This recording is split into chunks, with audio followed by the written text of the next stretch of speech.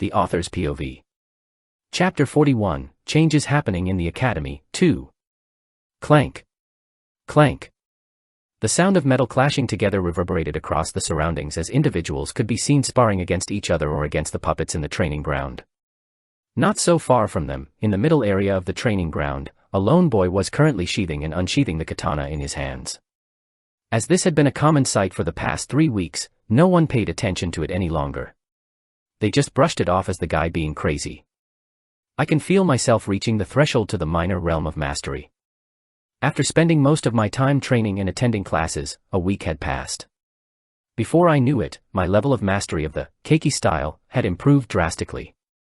If before I could only execute the first movement once or twice, now I could do it 5 times before running out of mana. Gripping the handle of my katana tighter, I emptied my mind and focused on training. I must constantly unsheath the sword in my heart. Draw, slash, and accumulate the mana in my body that was constantly growing stronger as I trained. If I could do this 10,000 times flawlessly without any loss in movement, only then would I achieve the minimum standard required to seamlessly execute the keiki style. Soon everything around me disappeared. The scornful glances from the people around me, the loud sound of people practicing, only me and my mind. Draw the katana, slash out. Draw the katana, slash out. Draw the katana, slash out. As if I was in a trance, I didn't stop until my mana and stamina were completely spent. Taking a look at my surroundings, it was currently already dark outside. Around me, I could only see the silhouettes of a few individuals training. Ding! Wiping off the sweat that had accumulated on my forehead, I glanced at my phone, which was constantly ringing since a while ago. Turning on my phone, the first thing I saw was a large notification in red. It finally happened. Breaking news. Thobia's Church of CB Pharmaceuticals has been assassinated last night in his high-security apartment. Reports and investigations point the killer to be rank 37 Silent Creeper. Lightly smiling, I turned off my phone and went back to training. Talk about perfect timing. Was starting to get impatient from my slow progress. By the end of today, I could finally kiss goodbye to my poor life. Well, to be honest, as I will spend most of my money on potions, the luxurious life that I was dreaming of was still a long stretch away. Actually, now that I thought about it, wasn't it a bit fucked up that I was celebrating someone's death? Though I indeed made a lot of money, it was at the expense of someone's life. Thinking thus far, I slapped my cheeks. He was destined to die anyway, nothing I could do about it. I only took advantage of the inevitable. Could I have stopped it? Yes, I could have. But having been in this world for a while now, I realized that compassion was unneeded. It was every man to himself in this world. There was no need for such thing like compassion. If I wanted to be strong, I needed to become apathetic to this sort of stuff, as this probably won't be the last time a similar situation happens. Ring. Ring. Ring. Who could be calling me at this hour? Noticing that someone was calling my phone, I went and picked it up. Soon a large smirk appeared on my face. Picking up the phone, I cheerfully answered. Oh my, who could this be? You, how? After a short pause, the person on the other side of the phone spoke. His voice, which was usually deep, raised a few pitches. What are you talking about? Cheekily smiling, I teased Small Snake, who was on the other side of the phone. Sigh, well, it doesn't matter. You were right. How do you wish to proceed? Hold it until tomorrow and sell it in the morning, as soon the stock exchange opens at 9:30 a.m. But wouldn't it be better if we hold it for a bit longer? Well, from a normal person's point of view, yes, but well, let's just say that it's better if we don't become too greedy and play it safe. Alright, I'll trust you this once. Next time you see me, I bet you'll get on your feet to kiss my shoes. Sure, I'll call you later once I've settled everything. Aight. Tack. With a grin still plastered on my face, I hung up the phone. I wasn't sure why, but I really enjoyed teasing Small Snake. It's about time I headed back. Collecting my stuff, I deposited my sword back and left for my dorm. I was in a pretty good mood, as I felt that I was only a few days away from reaching the minor reel of mastery of my keiki style, which would considerably boost my strength. Morning, Saturday. Ring. Ring. Ring. Waking me up from my sleep was the constant ringing of my phone. Lazily stretching my arm, I tapped all over my bed until I finally felt a small rectangular object in my hand. Unlocking the phone, I answer the call. Hello. Who's this? Hearing my groggy voice, the other person on the phone paused slightly and asked. It's me, did you just wake up? Yeah. Sorry about that, but I came to tell you some good news. What good news? After removing all the fees, your total profit stands at 14,673 million U. That's a lot of money. Is that seriously how a normal person reacts to having just made this much money? Well, I'm still quite sleepy, so it still hasn't hit me yet, but is that all you called me for? No, there's a bigger issue at hand. What? Sitting up on my bed, I held the phone closer to my ear. Sorry, but it's not safe if I tell you on the phone, as someone might tap on our conversation. Is it that serious? Yes. Hearing Small Snake's solemn voice, I let out a long breath and said, Okay, when do you plan to meet up? How about tomorrow at Epsilon Cafe in Refton Road, 10 a.m.?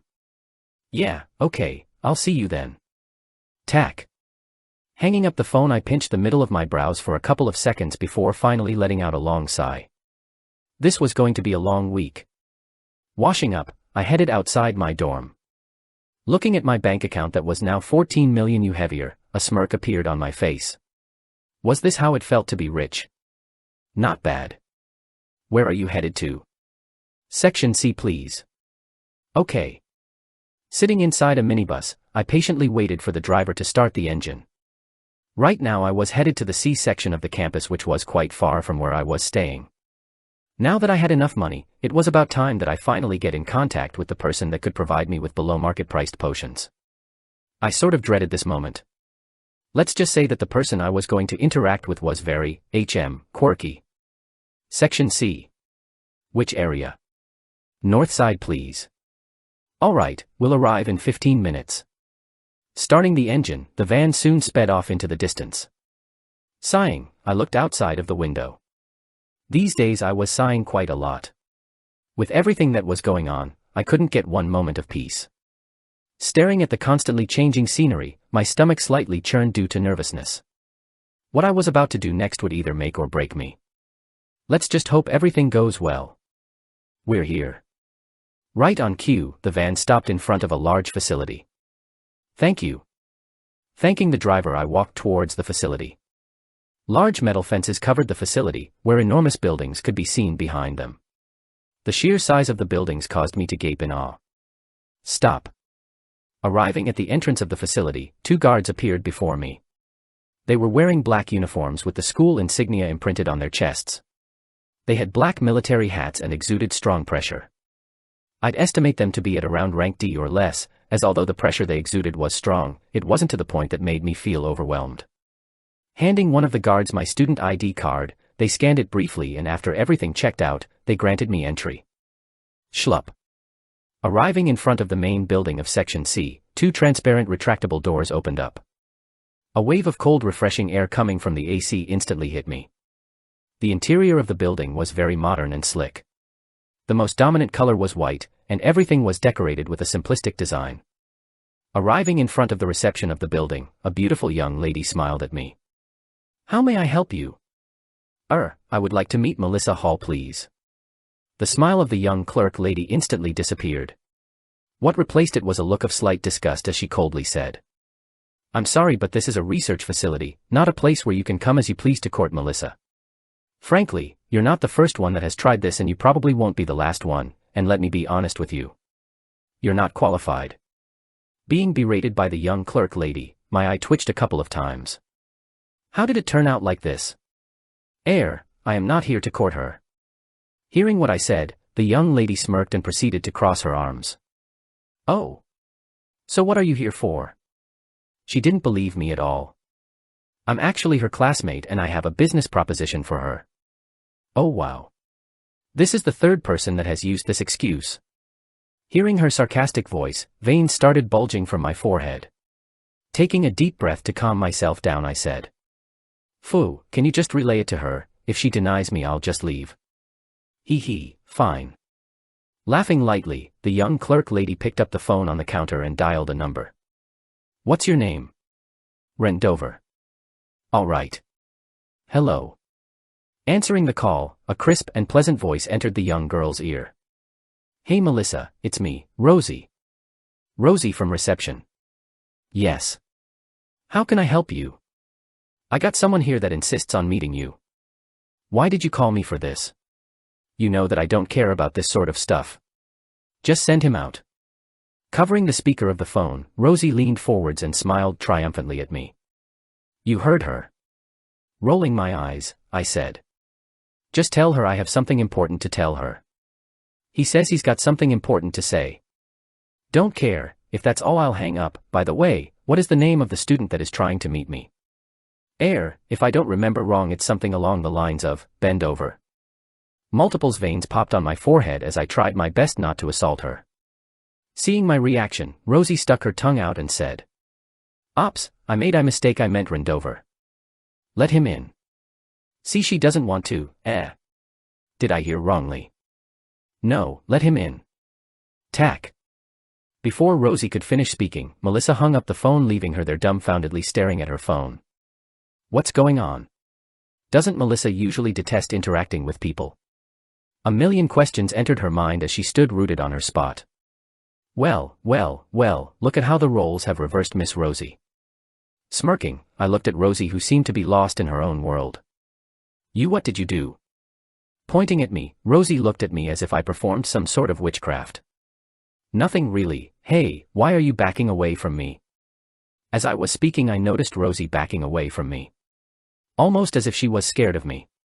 Wait, don't tell me she really believes I did something to Melissa. Cough, nothing really, just getting your pass. Awkwardly coughing, Rosie quickly handed me a card and shooed me away. Looking back at the reception strangely, I shook my head and made my way towards Melissa's lab. I couldn't be bothered to fix this misunderstanding. Fortunately, there was a mini GPS map on the card that Rosie gave me, preventing me from getting lost. Soon I was in front of a large metal door. Knock. Knocking once, I nervously waited for the door to open. To be honest, I wasn't expecting to be let through this easily. I was prepared to spill some of my secrets and hook her into meeting me, but before I could even take out one of my trump cards, Melissa allowed me to meet her. Something was fishy. The Author's POV. Chapter 42, Changes Happening in the Academy, 3. Sitting down on a large white table, I nervously drank the cup of water in front of me. If I said I wasn't nervous at the moment, that would be a lie. In fact, my back was drenched in sweat. That was because sitting in front of me was Melissa Hall, one of the main protagonists. Wearing the azure blue uniform provided by the Academy, Melissa sat down in front of me. She was currently elegantly drinking the hot tea that was provided by a servant standing behind her. Which, by the way, was glaring in my direction. Taking a quick look at her, one word came into my mind. Beautiful. She had smooth and milky skin that did not have any flaws. Most notably, her most dazzling feature was her pair of large enchanting light blue eyes that were further emphasized by her thinly framed glasses. As she sat in front of me, a cold and arrogant aura expanded from her graceful body, making it seem as if anything was beneath her. What are you staring so absent-mindedly at? Waking me up from my stupor was Melissa's annoyed voice as she put her teacup down. Had I known you were mentally challenged, I wouldn't have bothered meeting you. Feeling a slight tap on her shoulder, Melissa's eyes slightly twitched. Oh my, it seems like my tongue has slipped. Please find it within your heart to forgive this pitiful lady. TCH. Clicking her tongue, Melissa slightly glared at her servant behind her. Seeing that he remained unfazed, crossing her arms and legs, she then proceeded to look at me. When most guys lay their eyes upon me, they shower me with praises and tell me how my beauty is unmatched throughout the whole academy. At least it seems you're not one of those corny guys. Don't worry, if you just state your purpose and leave right after, I might make a slight effort in remembering your name. Yup, this prickly personality. It was definitely her, all right. This was exactly why I tried my best to avoid her. If not for the fact that she was the only one that could provide me with cheap high-quality potions, I would have never for the love of God even have bothered talking to her. Don't get me wrong, it's not that I was nervous in front of her because she was beautiful or any of those stupid reasons, it mainly was due to how extreme she tended to be at times. At one point in my novel, once Kevin did something to piss her off. To retaliate, she directly used him as a lab rat for a new potion she was developing, and let's just say that Kevin didn't recover for at least a week. But, if you're here looking for a chance to date me, then you might as well pack up your stuff and leave. I don't talk to the delusional. No, thank you. Stopping her right before she could continue speaking any further abuse, I went straight to the point. I'm here to make a deal. Oh. A deal. Is this your roundabout way of asking me for a date? It's a business proposition. Though she was skeptical, Melissa paused and allowed me to speak. Go on. I would like Melissa Halcuck. Before I could finish my sentence, a strong pressure started emanating from Melissa as her sharp eyes looked down on me. Because of how sudden this was, I was caught off guard. Raising my hand up, I said. Let me finish. Watch your words carefully. I would like for you, Melissa Hall, to sell me the potions that you've made. Oh. Carefully scrutinizing me up and down, she shook her head in disappointment. The only reason I came here was because you slightly interested me. I mean, you were the guy that came up with the mana poisoning theory. Ah, thank you. Funnily enough, I was also doing similar research, too bad I was only missing the experimentation phase. Shit. So that's who came up with the mana poisoning solution. No wonder her servant was glaring at me. Honestly, since then Professor Romhouse has always pestered me non-stop regarding the theory. It was only after I thoroughly explained the theory behind it that he finally relented and let me be. I thought that you wanted to talk to me about something important, but it seems like I got the wrong idea about you. Let me be clear, I am not your potion salve. Standing up, Melissa prepared to leave. It was nice knowing you, whatever you are called. Wait. Seeing her leave, I immediately tried to call for her only to be ignored. Just as she was about to open the door, I finally decided to release the bait that I had planned to use from the beginning. Oh well, it's really too bad, and here I was thinking of helping you solve Slovaki's monster energy transfer theory. Tut, tut, tut, what a pity. Halting her steps, Melissa looked back at me. You, what did you say? Gritting her teeth and clenching her hands, Melissa glared in my direction only to be left speechless as I laid my feet on the table and nonchalantly picked my ear. Looking up, and seeing Melissa, I said. I thought you were leaving. Shoo, if you're leaving then just leave. You don't need to take pity on me. Seeing that I got a reaction from her, I continued with my act. With a person like her, if you didn't take the initiative then you would stand to lose more than you could gain. Waving my hand to shoo her away, I took out my phone and started a game. Bam. Smacking her hand on the table, Melissa smilingly looked at me. Well, her mouth was smiling but her eyes weren't. Oh. I thought you were leaving. I had a change of heart. Well, isn't that great? Putting my phone back in my pocket, I returned to my serious self. If I really pushed her too much, then I wouldn't even know how I died. Cum, so do we have a deal? How do I know you're not lying? Squinting her eyes, Melissa once again exuded her pressure over me. To be fair, it wasn't actually that much. She was probably around the same level of strength as me at the moment, maybe I was stronger.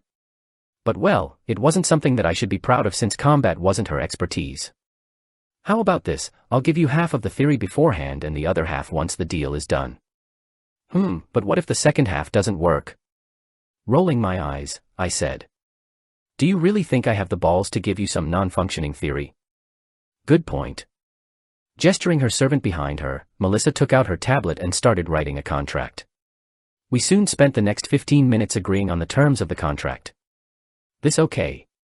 Yup, everything seems good. Looking at the contents of the contract, I nodded in satisfaction. Basically, in exchange for my research, Melissa would provide me with intermediate potions, provided that I would pay for the cost of the raw materials. The potions that she would make included stamina recovery potion, muscle recovery potion, strength enhancement potion, and so on. Potions were graded from low, mid, intermediate, high, advanced, and premium, with each grade being a major improvement on the last. Before, the potions I always used were low-leveled ones, hence why they were cheap. But now, thanks to Melissa's fine skills, I could use intermediate potions at prices far below the current market price, saving me millions of U. Yes, although I could have made more money by just asking Small Snake to sell the theory for me, that would have been the dumbest choice. What do you think would to the world if I were to suddenly release such an important theory? I could pretty much already envision myself destroying the whole plotline. Let's not do that. Then sign it. Seeing the smirk that had appeared on my face, Melissa's mouth twitched as she urged me to sign the contract. She could hope for nothing more but to wipe the smile off my face. Tapping on the tablet, a holographic paper appeared before me. Using my finger, I swiftly signed the virtual paper. All right, hold your end of the deal. Okay. Taking out a small USB from my bag, I handed it to Melissa. Inside of the USB was the first half of the Slovaki monster energy transfer theory. To summarize what it was basically a theory that proved that monster cores were created by monsters accumulating energy inside of their bodies. Though what I handed Melissa was not perfect, it had all the correct concepts and data to prove the theory. A lot of scientific terms and data were missing, but with the aid of the web I made the research somewhat presentable. Plus, a genius like Melissa could easily understand what was inferred from the paper. This theory was extremely important to Melissa and the world because if she could somehow, with the aid of theory, produce an artificial core, it would create a major scientific breakthrough. Cores would no longer be something that could only be found if someone was lucky. Just the levels at which humanity would develop would drastically increase the chances of the world surviving. Well, to be honest, even though she was one step closer to her dream of creating an artificial core, she was still missing the crucial piece which she learned of after already knowing this theory for a couple of years. In short, even if I gave her this theory right now, it would have no effect on the story. Regarding the crucial piece, I wasn't going to give it to her no matter how much she begged me to. If she pushed through the full theory regarding the creation of artificially created cores, then she would undoubtedly die. When she pushed this theory forward in the novel, it was already the late stages of the novel and she was strong enough to defend herself against S-ranked villains. Because of how world-shaking artificial cores were, demons did everything they possibly could to try to kill whoever was responsible for creating them. They used every means possible to eliminate any traces of this theory from existing. It was that much of a threat. If Melissa were to be subjected to this at this point in the novel, then God knows what the consequences would be. I had already taken a huge risk by giving her the Slovaki's monster energy transfer theory. Though this would have little to no impact on the story, it was better to reduce any possible liabilities. Yup. I scammed her. TCH, what did you say your name was? Rendover. Rendover. Repeating the name a few times, Melissa looked at me dead in the eyes and said, "Do you know what's the scary part about women?" Feeling the atmosphere become tense, I took a step back. What if I don't want to know? It's the fact that we never forget our grudges. Personally, I always pay my debt back, with interest. Gulp. Hearing her words, I involuntarily swallowed a mouthful of saliva. As I was the author, I knew she wasn't lying. If she set her mind to something, she will try to achieve it regardless of what stood in her way. Hee. I had heard the famed name of Melissa Hall, the most beautiful, charming, and generous woman in the whole academy. Oh my, would you look at that, it seems like time is tight and must go to my appointment. Let's get along with each other and not hold grudges, haha. Pretending to look at my watch, I came up with an excuse and immediately left. Staying any longer would only spell bad news for me. Watching Rin leave, Melissa's face darkened. Arriving next to Melissa and noticing her expression, her servant asked, "Miss, do you want me to deal with him?" Thinking for a moment, she shook her head. "Forget about it, I still need my second part of the theory and it's not like I didn't benefit from this deal." Though she said that, Melissa was fuming. To actually dare take advantage of her like that. Melissa suppressed the fury rising from her heart and engraved the man's name in her head. Rendover, Rendover. Congratulations, you have succeeded in making me remember your name. The Author's POV. Chapter 43, Conflicts Within the Academy, 1. Pack. Pack. Pack. Inside of a large spacious room, a lone figure bounced around a punching bag. His figure seemed to melt with the shadows around the room, appearing and disappearing constantly. Each time his figure emerged from the shadows, his fist would instantly connect with the punching bag, resulting in a small indentation appearing on the bag. The force of each punch was so strong that small shockwaves were released every time he hit the punching bag. If not for the fact that the material used for making the punching bag was unique, it would have already been broken a dozen times over. Huff, huff, huff. Stopping, the figure's body, which seemed to be sculpted to perfection, heavily gulped for air. Droplets of sweat dripped all over his shirtless figure, giving him a wild and manly aura. Taking a water bottle from the ground, the handsome figure took big gulps of water. Soon he exhaled in satisfaction. After drinking his fill, the figure dropped to the ground exhausted and leaned on the wall. Knock. Knock. Hearing the sound of someone knocking, the figure indifferently spoke. Come in. Soon the door opened, revealing the features of a burly individual whose hair was cut in a buzz cut. His towering figure that looked to be nearing 2 meters made him look intimidating. "Young Master Jean, I heard you called me." Apathetically nodding his head, Jean slowly stood up and grabbed a towel from a nearby table. Drying his wet hair, he slowly approached Arnold, who stood with his back straight and breathing lightly, not daring to even make a sound. Bam! Arriving beside Arnold, Jean punched his stomach with all his might, causing Arnold's body to bend over as his eyes shot wide open. Gwawa, ghhh, khhh. To actually be unable to deal with a mere bug. Disdainfully looking at Arnold, Jean threw the towel that was drenched in his sweat at his face. "Stand up." Khh. Holding his stomach, Arnold slowly stood up as Jean ordered. To think he would resort to such stupid tricks to harass someone that isn't even worth my notice. But. Shut up. Jin's mood was terrible.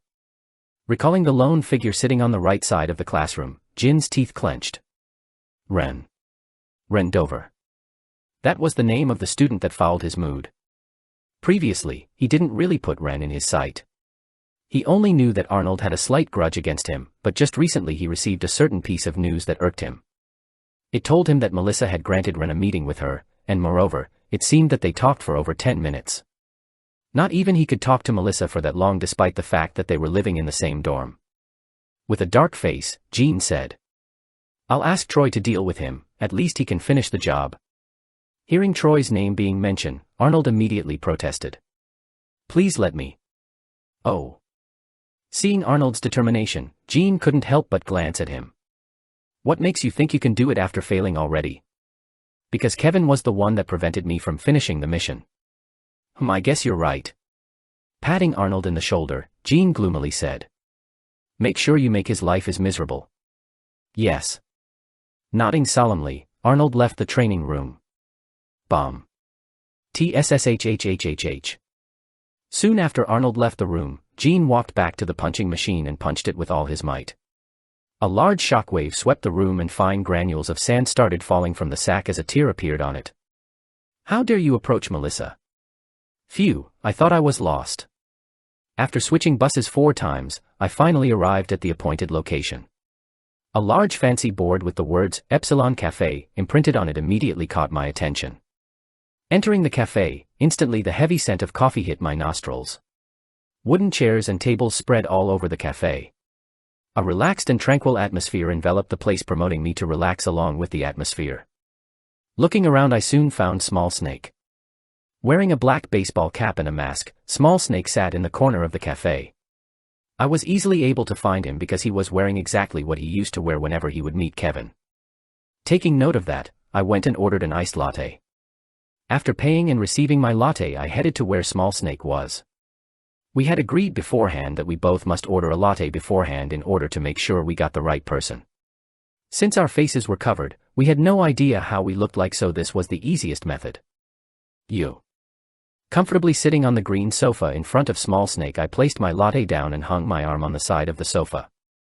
Seeing me sit down, Small Snake placed his drink down and looked at me strangely. "Are you wearing a face mask?" "Nope." Hearing my straightforward response, Small Snake sighed and shook his head. "Aren't you afraid I will rat you out and keep all the money you made?" "Nope, I have a good eye for people and my instincts are telling me that you're not a person that would rat me out for small gains." Well, I wasn't lying when I said I had a good eye for people.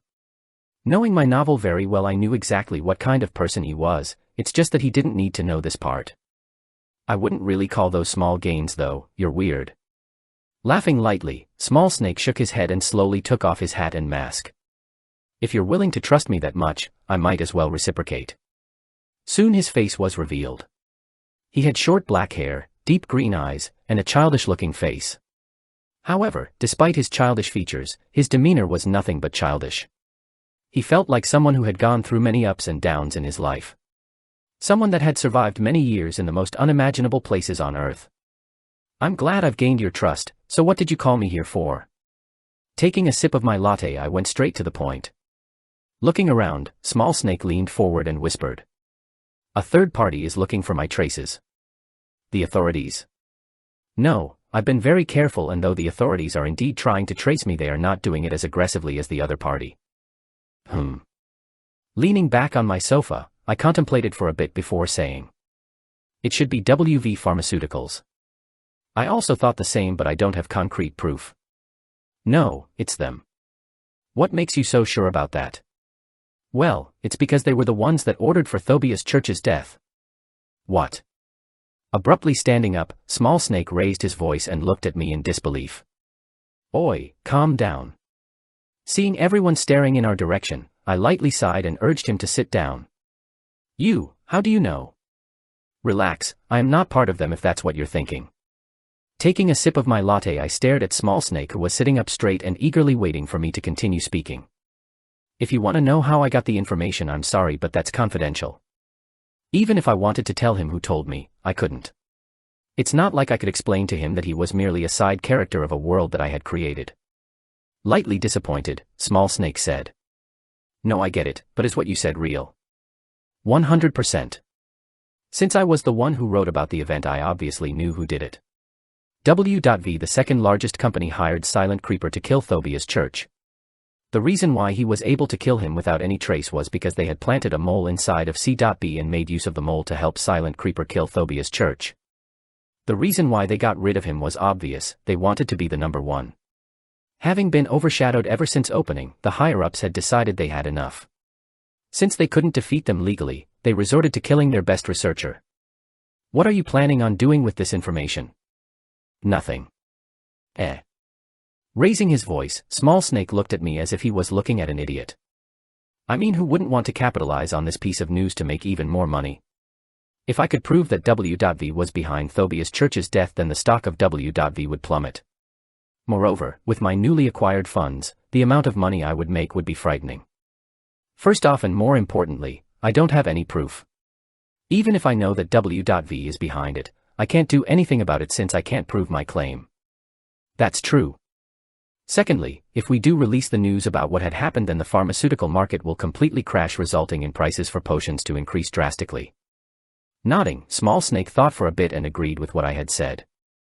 Even if we did manage to release the news and prove that W.V Pharmaceuticals were guilty, it would cause total chaos in the industry, resulting in prices for potions inflating drastically. Simply put, no one wanted that. I would gain nothing from it, and quite possibly, the thought of interacting with Melissa once again to renegotiate the prices of potions sent shivers down my spine. Okay, then I better leave now. Since I know who the party is, I no longer need to worry about being discovered. All right. Standing up, I took my half-empty latte and left the cafe with Small Snake. Soon we split up.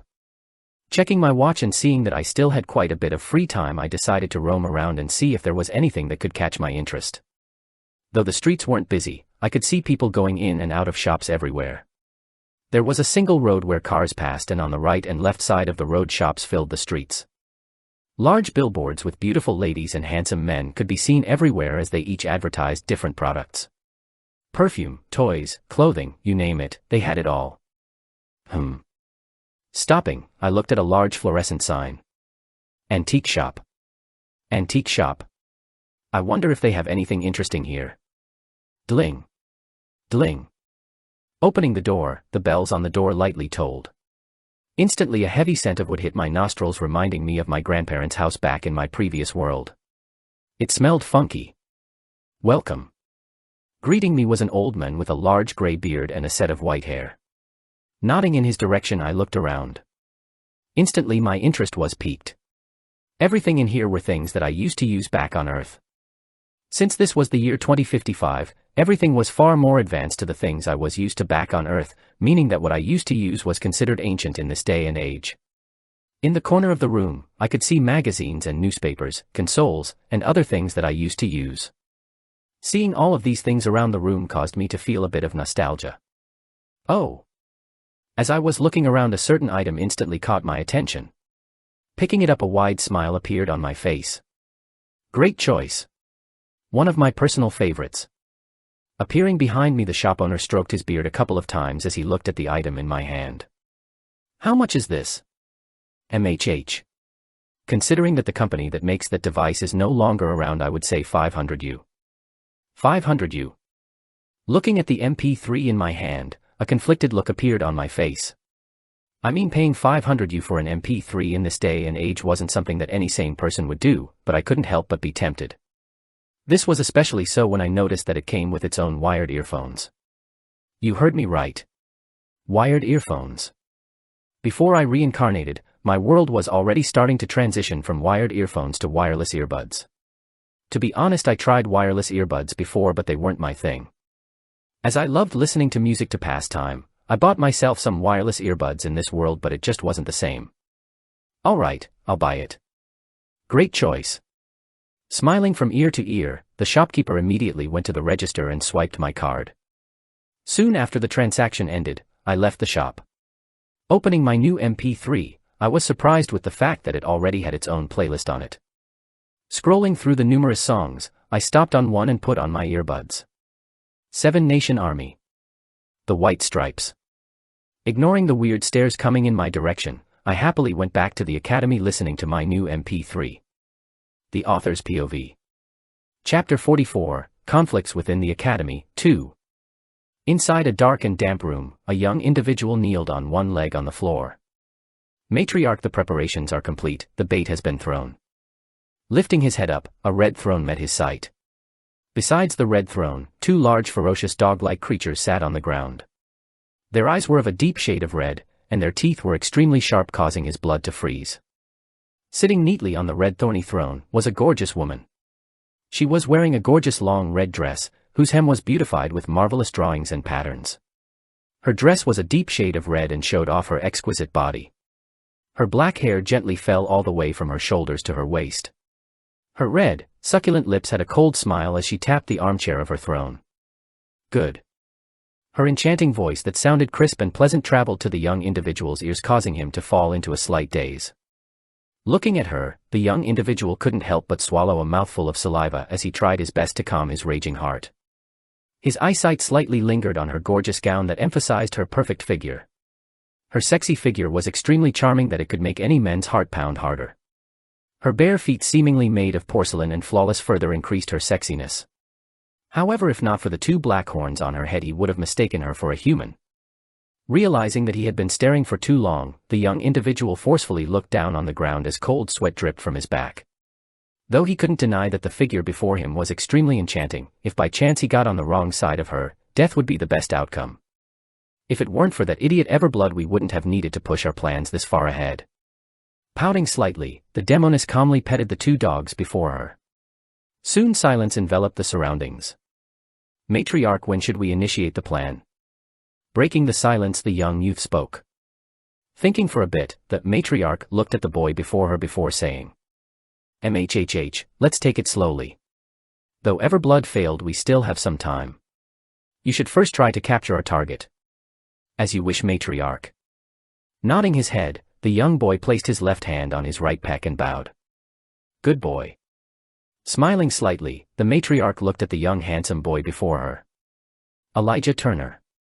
That was the name of the young boy before her.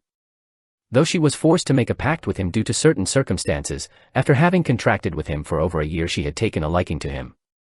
Though he was not very talented, he was very obedient, and she liked that a lot. Pausing slightly, the matriarch looked at the young boy as an overbearing pressure bore down on him, causing his legs to slightly falter. "Ah, but I do hope you won't fail me. We can't have another setback interfering with our big plan. You understood?" Struggling to move or speak, it took the boy all his willpower to agree with the matriarch. Coo, what a cute little boy." Laughing lightly, the pressure soon disappeared and the young boy was finally able to move freely. "Here." Throwing a purple fruit at the boy who was panting heavily, the matriarch amusingly looked at him who was desperately reaching for the fruit. Thank you." Excitedly grabbing the fruit, the boy instantly devoured it. Ah! Soon black veins emerged all over his body, as he squirmed on the ground. His muscles spasmed intensely and his nails grew longer and then returned to normal. Demon fruit. That was the name of the fruit that Elijah had just consumed. Because he was not very talented. In order for him to not expose his identity, he had to consume the demon fruit. The demon fruit, previously known as the world fruit, was a fruit harvested from the world tree which used to belong to the elves. After having conquered the elves' home planet, the demons successfully managed to corrupt the world tree, turning it into the demon tree which bore fruit to the demon fruits. Upon consumption, the demon fruit allowed lower-ranked demons' bloodlines to become purer.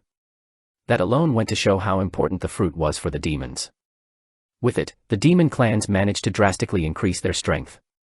Another function that the demon fruit had was that it allowed contracted humans, villains, to have a boost in talent. Moreover, it also strengthened the bond between the parties. If someone like Elijah, whose talent was on the lower end of the spectrum, consumed the fruit, then his appearance not only improved but also didn't change like it was supposed to after having made the contract.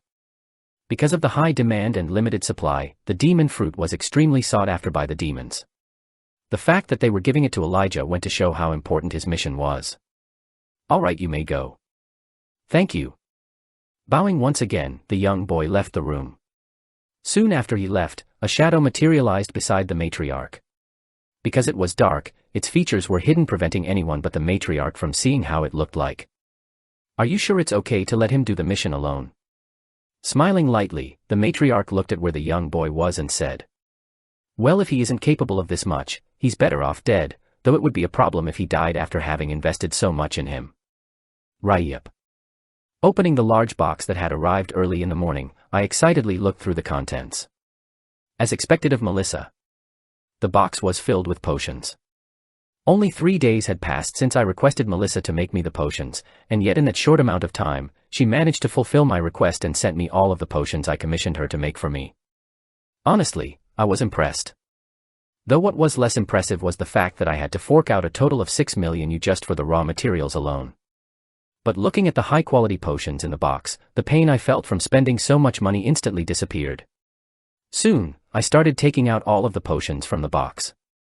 16 mana recovery potions, 8 strength enhancement potions, 8 stamina recovery potions, 9. Counting all the potions to make sure nothing was missing, I organized the potions in different batches, each on the type of potions they were. Because they were all transparent and only had labels with Melissa's writing, if I didn't sort them out I could potentially consume the wrong one. Well, yes, I did in fact expect potions to have all different types of colors, but I was wrong. Reality was harsh and all potions looked like water. Moreover, they came inside of test tubes and not some fancy flask like in games. Scam, I say. After sorting out the potions and making sure nothing was missing, I stood up and prepared to attend classes. Though I couldn't wait to try a potion right now, I could only hold my impulse back and go to class. When taking a potion, if one wasn't focusing enough, then they might hurt themselves. That's why it was better for me to consume them once I had time to spare. What am I missing? Looking around the room, I noticed my MP3 on my desk and immediately took it with me. These past few days I had cemented my position as the weirdo in the class. Not only did the way I trained look ridiculous to everyone in the class, including teachers, but I also had no friends. A month in, and everyone in the class had pretty much formed their own clique or had at least one friend, yet I didn't even have a person to talk to, let alone call an acquaintance. I was a total antisocial loner in the eyes of everyone in my class. To make matters worse, now that I was using an ancient-looking device accompanied by wired earphones, which had gone extinct since 3 decades ago, my position as the class weirdo became as stable as Mount Tai. Honestly, I wasn't too sure how to feel about this. To me, I looked absolutely normal, but well, I couldn't just go to them and tell them I reincarnated into a novel and back in my previous world this was normal, could I? Sighing at my miserable life, I took the keys and made my way to the door. Click. Closing the door to my room, I put my earphones on and hurried my steps. Couldn't afford to be late, else I could kiss graduating goodbye. Today's class lecture had ended later than usual, and after being subjected to Donna's cold treatment I was finally able to free myself from class. Though I could barely feel my legs, I still had to drag my body to my elective class. After the elective was over, I had to do my daily workout. Just thinking about that made me depressed. If I knew this would happen, I would have asked Melissa to make more stamina enhancement potions. My shoes had already started wearing out from how much I was overworking myself. In any case, I was currently heading to the elective clubroom. Perhaps because I tended to have bad luck when meeting the main characters, but Amanda was walking a few meters ahead of me. Being behind her I could instantly catch a whiff of her rose-like scent. It was a bit of an awkward walk as we were heading in the same direction without speaking to each other. From another person's point of view, it would have looked like I was stalking her. I mean, she was stunning. Fortunately, we soon arrived inside the classroom and sat in the same seats as we did in the previous class. By the time we arrived, Elijah Turner, the club president, was already standing on the podium going through some papers. Carefully flipping the pages, he seemed to be organizing today's lecture notes. Not long after, the room was filled to the brim as the rest of the students entered the class. However, contrary to the previous class where everyone sat wherever they wanted, today's class was separated into 3 different groups: first, second and third years. It seems like the relationship between juniors and seniors was starting to get progressively sour with each passing day. I thought as I looked at how the first years were being avoided by the senior years. At 8 on the dot, Elijah began his lecture. "Good afternoon, everyone. It seems like a lot of you, huh?" As he talked, most of the stuff coming from his mouth went into one ear and left from the other. I couldn't be bothered to pay attention to his idle chatter. Fortunately, I had learned my lesson and held my yawn back. Though the fact that tears started streaming from my cheeks after 10 minutes didn't help me hide the fact that I wanted to yawn. Today we will talk about the plant kingdom. As most of you know, once mana entered our planet, not only did we and beasts evolve, but plants did too. Essentially all living beings on this planet started to evolve, though most plants have no sentience. Don't look down on plants, as some of them evolved into terrifying things that even SS-ranked heroes would want to avoid at all costs. For example, if we look at some of the most powerful plants out there, the tree ants, they had evolved from regular trees to a rank monsters that when in groups could cause trouble to some of the most experienced heroes out there. This goes to. Though I knew most of the stuff, I still paid attention to it as it wasn't as detailed as the information that Elijah was teaching. Have you guys understood? Looking around the class, Elijah repeatedly asked questions to every student to make sure they were paying attention.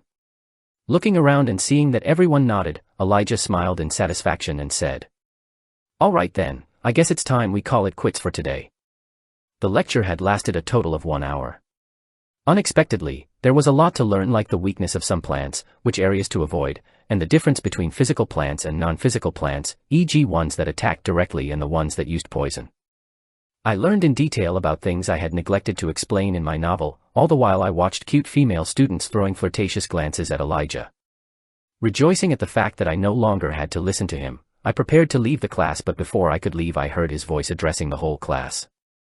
"If anyone is interested, since today is our first lecture, I will be hosting an after-party. It'll be great if you can come." This wasn't in the novel.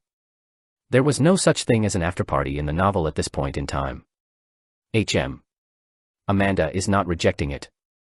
Amanda, who was usually indifferent to everything, nodded at Elijah and verbally confirmed her participation. What's going on? Wasn't she supposed to be indifferent to everything? What happened? As I was looking at Amanda with a stupefied look, I didn't notice that 2 eyes were sharply looking in my direction. By the time I noticed, I found Elijah standing 2 meters away from me, smiling. "Student, are you interested in joining us?" Sure. "Great, we will be leaving in an hour, so make sure you go back to your dorm and get ready." Smiling, Elijah turned around and talked to the other students. To be honest, I agreed to join them on an impulse, as I was starting to get worried for Amanda. A scenario that had never happened in the novel was starting right now. I have a feeling that as of today my peaceful low-key life was going to take a turn for the worst. The author's POV. Chapter 45, A Not-So-Joyous After-Party, 1. After finishing her last class, food exploration, Amanda went back to her room. Along the way, people would try to strike a conversation with her, but she promptly ignored them. Arriving in her room, the first thing she did was sit on her sofa and pick up a book. Since she had about an hour to pass, in order to pass time, she decided to do the only thing she could think of. Read a book. Only when reading a book did she feel a sense of belonging. Amanda's family circumstances were a bit special. Her father, Edward Stern, Guild Master of the Demon Hunter Guild and Hero Rank 25, Frost of Remorse, was rarely home. Her real mother left when she was 5. She couldn't handle all the pressure that came from being the wife of such an important figure. The only memory Amanda had of her was her lonely silhouette walking down a long road as heavy rain poured from the sky. That was the day she left their home. Amanda wanted to reach out for her, but not once did the figure ever turn back to look at her. That memory was forever etched deep inside of the young Amanda. Because of that, ever since she was 5, she was raised by her father and her nanny. That being said, due to the nature of her father's work, he would rarely be able to come back on time to spend time with her. Whenever he did have time, Amanda remembered him rubbing her head with his large warm hand. Too bad those moments only lasted a couple of seconds. In the end, the person that raised her was her nanny. She would often tell her stories and fairy tales of princesses getting kidnapped to later get saved by a charming white prince. She too wanted to be a princess. Back then, Amanda didn't really understand what princesses went through when they get kidnapped. But later on in her life, she did. The first time she was kidnapped, she was 7 years old. At the time, she only remembered hearing voices. Her vision was obstructed. Tight rope tangled both her arms and legs. She was scared. A large gag was placed in her mouth, preventing her from screaming. Fortunately, her father came and saved her. Then it happened again. And again. And again. Slowly, Amanda found herself losing her emotions. Her natural childish smile disappeared the more she got kidnapped. She was slowly maturing. However, she was still able to smile when her nanny narrated fairy tales to her. Those were the only times she felt safe and at peace. Sucked in another world. Almost as if escaping reality. That was until she was 11. That was the age at which her nanny passed away, ridding of the last warmth in her heart. Since then, Amanda has never been able to smile. Even when kidnapped, she felt nothing. Everything around her became black and white. Slowly the expectations she had of the people around her vanished. I won't get angry, I won't be sad, I won't expect anything from anyone, was what she repeatedly told herself as she shut herself in a box. It was from that point on that she decided not to form any relationships that weren't necessary. Even if they had the best interest for her, even if they treated her well, her heart was unmovable. Closing down the book she was reading, Amanda stood up and looked at the reflection in the mirror. Her long black hair that was no longer held by a pin, gently fell on her shoulders, reaching all the way to her waist.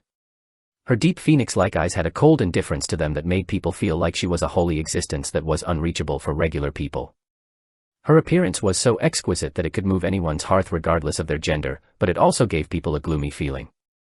Placing her fingers on the edge of her lips, she lightly pulled the edges of her mouth in the form of a smile. Letting go, the edges of her mouth quickly reverted to their regular aloof position. She repeated this a couple more times, but, no matter how much she tried, she couldn't smile. Walking towards her closet, Amanda took a beautiful black dress with finely decorated silver patterns. Although she usually disliked attending parties, Amanda chose to attend this one. That was because back in the first lecture she received a mysterious box from the club president, Elijah Turner. At first, she thought nothing of it as she was used to these kinds of things, but, once she opened the box she was shocked. Inside the box was a picture of her mom. She looked almost identical to her, and if not for the wrinkles at the edge of her eyes, people could have easily mistaken her for her sister. Though she barely had any memories of her mother, Amanda couldn't stop herself from wanting to know more about the whereabouts of her mother. She wanted to know why she had abandoned her and never visited in all the years since she had left. Since Elijah was the one that had provided her with the picture, Amanda had no choice but to look for him, and thus decided to attend the party. Wearing the beautiful dress and looking at herself in the mirror for a couple of seconds, Amanda took a small black purse and headed out. Click. Closing the door behind her, Amanda went towards the appointed location with a mind full of questions. Should I wear a suit or normal clothes? Right now I was torn on what to wear to the after-party. As I never attended these kinds of events before, I wasn't too sure about what to wear. A suit or casual clothes? Ugh. Honestly, if it wasn't because this situation caught me off guard, I wouldn't have chosen to attend this kind of event. After a while, I decided to do a bit of both. I wore a white ironed t-shirt accompanied by blue jeans. Looking at myself in the mirror, I couldn't help but nod in satisfaction. After having transmigrated to this world for over a month, my originally skinny body had started to bulk up. Though my body wasn't sculpted like a god, I had a fairly good body. My short black hair, which was nicely styled, accompanied by the deep blue eyes, made me nod in satisfaction. I looked fairly handsome. After looking at myself a couple of more times, I looked at the time and found that I only had 10 minutes left before the meeting time. As I was rushing to the door, my footsteps halted and my eyesight landed in the corner of my room where a black sword rested against the wall.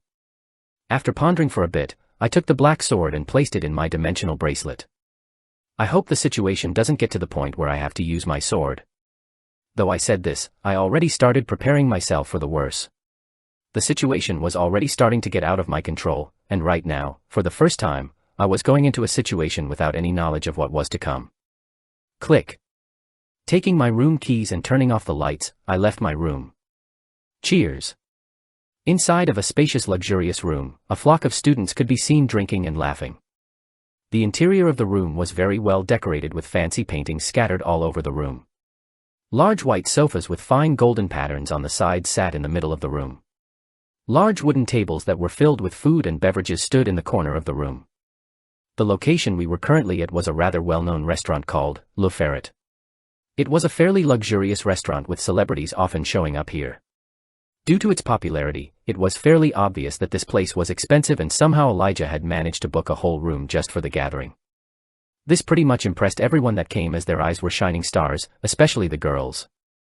Twirling the cup of wine in my hand, I lightly smelled the wine. It had a fruity yet overbearing smell that made my nose twitch a couple of times. Just how I like it. Though it may seem like this wine was one that I took from the table, in fact, it wasn't. The wine I was currently tasting was one that I brought with me. It's not that I disliked the wine here, but there was a high chance all the foods and drinks in the part were drugged beforehand. Though I was being somewhat paranoid, it was better to be safe than sorry. The reason why I was drinking it was so that I could blend with the crowd. If I didn't drink it, in the event that there was an ambush, there was a high chance I would be among the first who were targeted. Taking a small sip of the wine, I smacked my lips a couple of times before looking at my surroundings. Though the atmosphere was calm and everyone seemed to be enjoying themselves, I couldn't help but feel tense. There was this ominous vibe shrouding the whole venue. Something was definitely going to happen today, and it wasn't going to be something good. In the middle of the hall, Elijah, who wore an elegant white suit, was currently being flooded by multiple girls at a time. They were pushing and shoving each other aside to get a chance to talk to him. Elijah, who was being surrounded and harassed by the girls, kept a gentle smile on his face throughout the whole time. Besides him, a couple of boys were looking at him with envious and jealous eyes. But that was in the minority, as most of the boys were busy admiring a different scene. Standing on the balcony, Amanda, who looked like a goddess that had just descended on the world, was currently looking at the moon with a glass of wine in her hand. The gentle moonlight enveloped her perfect figure, creating this sort of picture-like scene. A couple of boys tried approaching her, but once they noticed that they were being ignored, they could only helplessly go back to the party in defeat. Seeing this scene, my lips slightly curled and I helplessly shook my head. Boys will be boys. Walking to the balcony, where Amanda was standing, I could hear faint whispers coming in my direction. Here goes the fifth one. How long will you give it? I say 5 seconds. No, I say 10. Since my stats had improved, so did my hearing. Listening to their whispers, my eyes couldn't help but roll. Just how much time did they have on their hands? Opening the door to the balcony, I slowly walked to the edge of the balcony and stood next to Amanda. Lifting my head up, I looked at the moon. Though I did not want to interact with her nor any of the main characters, I couldn't help but do so this time. If something were to happen to her, then chances were that the storyline was going to change and all the advantages I had would simply crumble overnight. Simply put, I couldn't afford that. Thus I decided to expose myself and warn her about the upcoming danger. Taking a sip of my wine, without glancing at Amanda, I lightly said, "You should be careful tonight." As if she didn't hear me, Amanda kept staring at the moonlight. Seeing her react like that, I didn't panic nor express my displeasure, as I already knew her character. Though she was pretending to be indifferent, she definitely heard me loud and clear. It's just that she didn't show it on her face. Slightly smiling, I said one last thing before walking back to the party. Something might happen tonight, and you might be the target. No, you're most likely the target. Finally turning her head to the side, Amanda saw my figure leaving the balcony. Seeing my figure leave, her brows knit for a split second before relaxing. Soon after, almost as if nothing happened, she started looking at the moon again. Turning my head and seeing that, I lightly smiled before heading back to my previous spot. Though it seemed like she didn't take my warning seriously, I in fact knew that she had upped her guard. Having been in these types of situations since a very young age, she knew that even if this was just a small prank, there was a chance that the warning was real. For her, even if it was a prank, it was better to be prepared than unprepared. In the off chance that what I had said turned out to be true, she could avoid being kidnapped again. The author's POV. Chapter 46, A Not-So-Joyous After-Party, 2. Clink. Clink. Clink. May I have everyone's attention, please? Tapping on the wine glass in his hands, Elijah gathered everyone's attention. Standing elegantly in the middle of the hall, Elijah made sure that everyone was looking at him before continuing. First of all, I would like to thank all of you that decided to attend the gathering. Although our elective could be considered on the smaller side compared to other electives, we here are like a family. Making eye contact with everyone in the room, Elijah's mood turned a little bit serious as he spoke. I have recently been made aware of the conflicts happening between the juniors and us seniors, and it honestly pains me to see this. I may not be able to change this, but I sincerely hope that in our elective this prejudice and conflict does not appear. Pausing slightly, and looking at everyone in the room, Elijah raised his glass and said, "This is more than just an elective. This is a family." At first, everyone was quiet. Turning to look at each other, a myriad of expressions could be seen from certain individuals' faces. They wanted to rebuke but they dared not to. With Elijah's current influence, his words were law. Refusing him was like signing a death warrant. Clap. Breaking the awkward and tense silence was the sound of a clap. Clap. Clap. Clap. Soon someone else started clapping, and like a chain reaction, everyone followed along and started clapping. "I understand, I will follow the President's order." "We love you, President." "I love you, President." Cheers resounded across the hall as both the male and female students cheered for Elijah. Smiling, Elijah took a big gulp of the wine and once again lifted the cup in the air. "It is with great honor and pride that I welcome you to our elective, Food Exploration." "Thank you." Food Exploration. Best elective. Though everyone cheered, two individuals didn't. One retained an indifferent face throughout the whole ordeal while the other cringed repeatedly. Of course, this didn't escape Elijah's eyes, as his eyes narrowed for a split second before returning back to normal as if nothing happened. Unbothered by the fact that Elijah probably noticed my behavior, I nonchalantly sat on a sofa and enjoyed my wine. The fact that he managed to say those words without cringing was worthy of my admiration. For all I knew, Elijah cared nothing for the conflicts within the academy. In fact, he was probably rejoicing at the fact that there were conflicts within the academy. Most notably at the fact that some of the attention was diverted away from him, allowing him to act as he pleased. Looking at the glass of wine in my hand, I frowned. Though I usually disliked alcohol, due to previous trauma, it wasn't a problem anymore. Excluding the fact that the wine wasn't that strong, with my new physique only alcohol higher than 70% could affect me. Anything lower than that didn't bother me. Sort of ruined the pleasure of alcohol, but oh well, it's not like I needed alcohol in my life again. After nearly finishing half of the wine that I had brought with me, which I so conveniently hid inside of my bracelet, I felt my bladder bloating. Walking up to a waiter, I asked, "Excuse me, where's the bathroom?" Pointing towards the entrance of the room, the waiter said, "Turn right over there and after you walk a couple of meters you should see a bathroom sign." "Thank you." Thanking the waiter and following his instruction, I headed to the bathroom. A man's gotta do what a man gotta do. Sitting on the sofa, Amanda was lost in her own thoughts. Occasionally she would glance to her right where a male student sat. He looked completely out of place with his clothes that did not suit the atmosphere. He had short black hair and blue ocean-like eyes. His features that were devoid of any pimples or freckles looked clean and pleasant. Though he could have been considered handsome, he was only average if compared to the likes of Jean and Kevin. Looking at him, Amanda couldn't help but look at him in confusion. He was currently sitting on a sofa sipping on some wine, looking extremely bored. No one approached him, nor did he approach anyone, and he seemed to enjoy the solitude as he would occasionally mumble to himself. Was what he said true? The reason why Amanda was paying so much attention to him was because that very same student had approached her earlier. It was when she was on the balcony looking at the moon, lost in her own thoughts. It was odd. She had a vague recollection of him, as he was one of the more famous students in her class. Not in a good way though. The weirdo was what they called him. She wasn't sure about the details, but he was regarded by most of the students as a weirdo that they should avoid at all costs. Thinking about her interactions with him, Amanda couldn't agree more. He was a weirdo. Usually, the male students would come towards her and try all ways to get her attention. Yet, he only told her two things before leaving. What was even more confusing were the things that he said to her.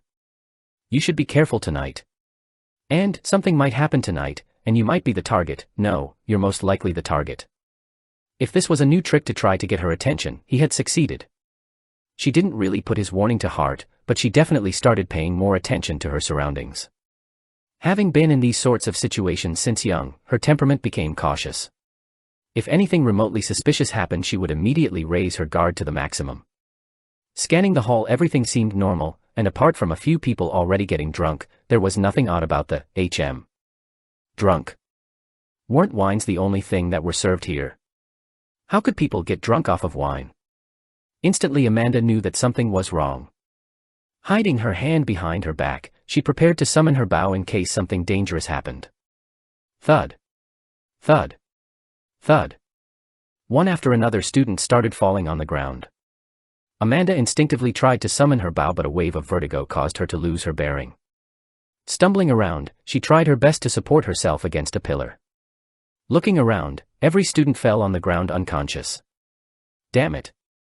Gnashing her teeth, Amanda tried her best to combat the drug effects. Although the drug was strong, she still did not lose consciousness. It partly had to do with the fact that she was one of the strongest people in the room and her strong mentality. But she didn't know how long she could remain conscious for. Time was ticking and she could only try her best to not fall for whatever plot someone was brewing. Looking around, she tried to look for the boy that had warned her beforehand, but it was to no avail as he was missing. Is he the mastermind behind this? Thought Amanda as she looked for any traces of him. It wasn't wrong of her to suspect him, as he just suddenly disappeared as soon as everyone started falling on the ground. To call this not suspicious would be a lie. Maybe he was the type of person that loved to tease his prey. But she quickly denied the possibility. Although he was weird, she could tell he wasn't the culprit. Although Amanda didn't like to talk much and always seemed to be absorbed in her books, she was always observing. It was something she developed over the years to get a better read on who had malicious intentions against her. Their posture, their expressions, their temperament, she could pretty much determine if someone had any ill will or was wearing a mask to hide their true selves by observing those things. Although he was weird, she could tell at first glance he meant no harm. Cough, cough. Amanda. Coughing and stumbling on the ground, Elijah walked towards Amanda. Looking at Elijah, who seemed to be in distress, Amanda took a few steps back. Huff, huff, huff. Dropping on one knee, Elijah panted heavily. What's happening? Amanda, who although was also suffering, tried her best to restrain herself from helping Elijah. Her instincts told her not to, yet she couldn't help but take a step towards his direction. He was the only key she had to find her mother. She needed closure.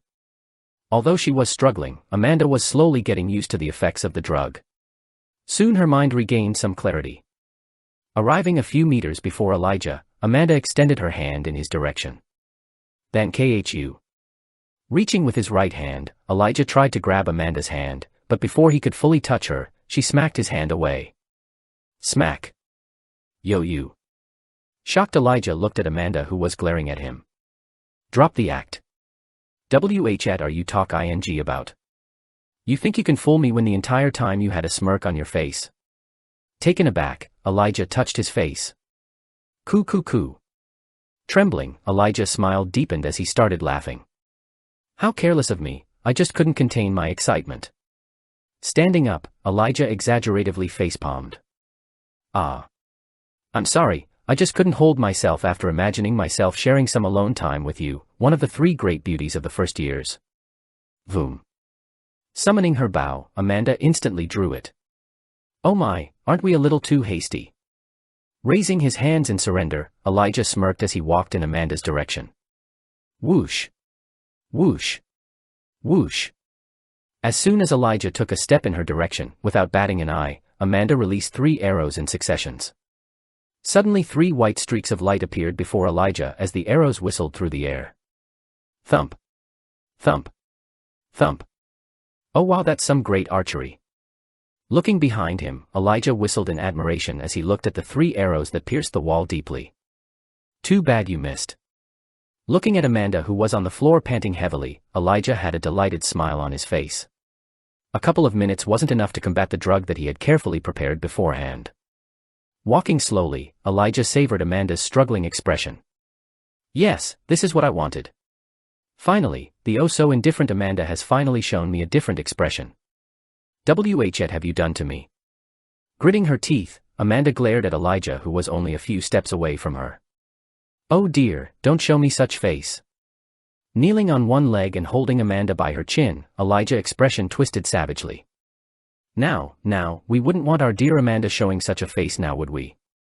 Grabbing onto her face, Elijah looked at her features in admiration. If not the strict orders I received from Mother Matriarch, I would have already devoured you. Mother Matriarch. Oops, it seems like I spoke too much. Lightly knocking on his head, Elijah had a silly expression on his face. Let's just say that you're going to be thanking me soon. Pooh. Spitting on Elijah's face, Amanda defiantly looked at him. Fuck off. You. Trembling, Elijah touched his cheek where Amanda spat. Looking at his finger, which was covered in saliva, Elijah's face twisted menacingly as his hand grabbed her neck. How dare you spit on my face? His strong voice reverberated across the hall as he tightened the grip around Amanda's neck. Unlike you, I wasn't born as beautiful as the rest. I was insulted, jeered at, and bullied for my appearance. This world's hierarchy is dictated by two things, beauty and talent. Unlike you who had both, I had none.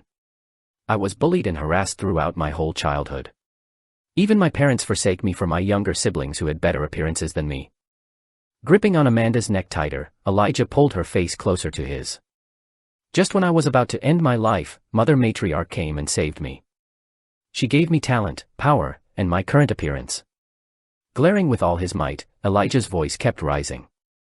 If not for her, I would be nothing. KHH. Lessening the grip on Amanda's neck, Elijah looked at her and said. Thus, no matter how much you struggle, I will stop at nothing to complete her task. Sigh. Startling both Amanda and Elijah, a loud sigh resounded across the hall. Soon a pale youth with deep blue eyes walked into the hall. His eyes slightly paused on Elijah before looking at Amanda, who was struggling with all her might. With an annoyed look, he scratched his head and said. I warned you, didn't I? The Author's POV. Chapter 47, A Not-So-Joyous Afterparty, 3. I warned you, didn't I? Honestly, though I expected something to happen, I didn't expect it to happen right after I returned from my toilet trip. It felt as if I missed out on all of the fun. It's you. Releasing Amanda, Elijah stood up and looked at me, who had just come back from the bathroom. Coo, huff, huff. Looking at Amanda, who was gripping her neck, heavily gulping for air, I pretty much got the gist of what was happening. The event had already started. Rank 1750 Rendover. Yes. Turning my attention back to Elijah, who had just called me, I instantly noticed his relaxed attitude. The way he was looking at me irked me, but I didn't say anything. Judging from the pressure he was releasing, he was at least D- rank, if not D rank. But fortunately for me, thanks to all the training I did, the pressure wasn't weighing down on me much.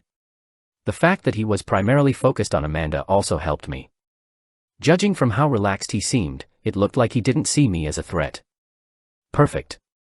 Smirking to myself, I started to devise a plan. Well, since he was looking down on me, I may as well capitalize on his carelessness. You see, one of the greatest things about keeping a low profile was that no one knew what you were truly capable of. This especially worked in my favor, as the Keiki style was primarily a one-hit one-kill sword art. All I needed was one clean hit and he was done for. The fact that I kept a low profile and chose not to expose my strength helped me buy an opening. In fact, even though I said all of this, I wasn't really confident even if I caught him by surprise. Although there was a chance I could kill him if I was really lucky, those chances were slim. It just wasn't easy to bridge the gap between F and D ranks. Though I practiced a peerless 5-star manual technique, I would at most be able to graze him if I confronted him directly. He was just that much better than me. Each rank was fundamentally different from the other. Each rank increase was like an increase in strength by a factor greater than 2. Bridging one rank was already hard for me, too. Almost impossible. If not for his arrogance, those chances would have never been higher than 0. Knowing this, I had prepared beforehand. Having learned my lesson since the dungeon incident, I devised a little safe plan for me in case the situation turned serious. Before coming to the party, I messaged Thomas and asked him for a favor. Since I more or less knew something was going to happen at the party, I predicted that Elijah was going to install some sort of dimensional space which prevented any outside interference. A dimensional space was a pocket dimension separate from the outside world. Everything that happened inside of the dimension was separate from the real world, preventing anyone from noticing that something was wrong. It created an illusion to people, making it seem that everything was normal, when in fact something else was going on inside.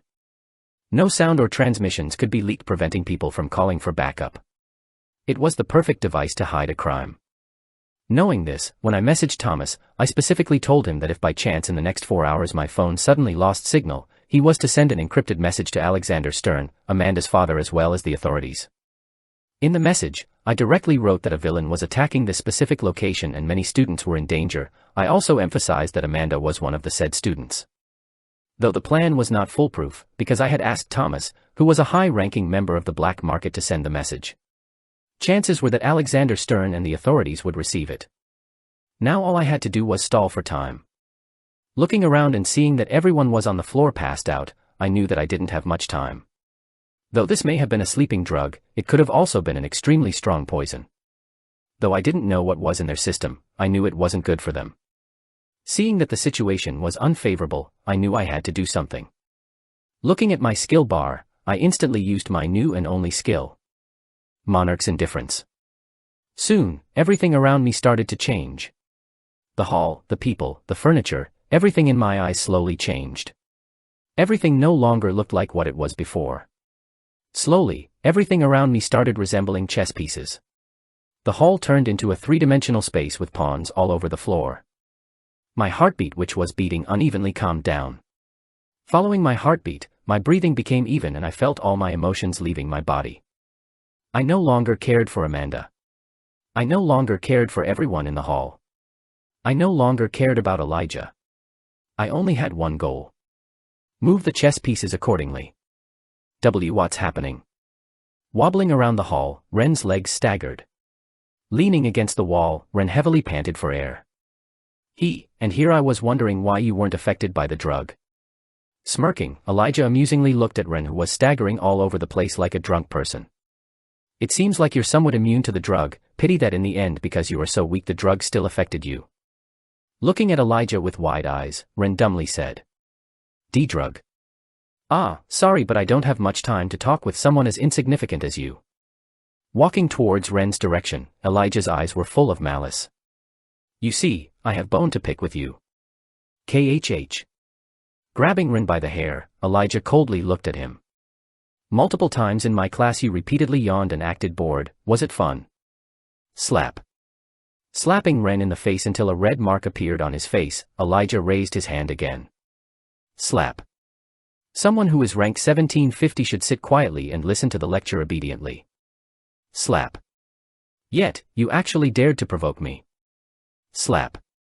Even now, just as I was about to have my fun with Amanda, you came in and ruined the mood. Slap. Blame your lack of tact for the fact that you will die after being tortured. Slapping Ren's face continuously, his pale face slowly turned purple as his lips started to become swollen. Staring at the scene in the distance, Amanda barely managed to sit up straight. Was he all talk? Though she knew he was rank 1750, ever since he had warned her, Amanda thought that maybe he was hiding his strength. Moreover, the way he showed up looking all fine told her that he was hiding his strength, but it seems like it was all her misconception. Just as she was about to gather all her remaining energy to shoot Elijah, she felt two cold, emotionless eyes staring at her. Looking up, she could see Ren's eyes emotionlessly looking at her. Though he was being slapped continuously by Elijah, his eyes never wavered. They were the eyes of a predator that was looking for the right time to strike. Stopping whatever she was doing, Amanda looked back at him. How could he still be so calm? Though he was being tortured by Elijah, and his expression twisted in pain, his eyes, which were devoid of any emotion, were staring at her almost as if telling her, not yet.